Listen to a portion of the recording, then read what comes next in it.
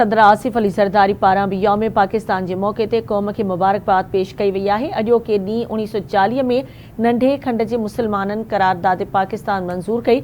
सदर जो इहो चवणु आहे, असां अॼु पंहिंजनि बुज़ुर्गनि खे ख़िराज अक़ीदत पेश करियूं था। बुज़ुर्गनि जी जिदोजहद ऐं क़ुर्बानियुनि जे नतीजे में पाकिस्तान वजूद में आयो। 1947 में पाकिस्तान जे क़याम वक़्तु अणॻणियल चैलेंजिस साम्हूं हुआ। सदर जो इहो चवणु आहे, रियासती इदारा क़ाइमु कया ऐं जोहरी दिफ़ाई सलाहियत हासिल कई वई।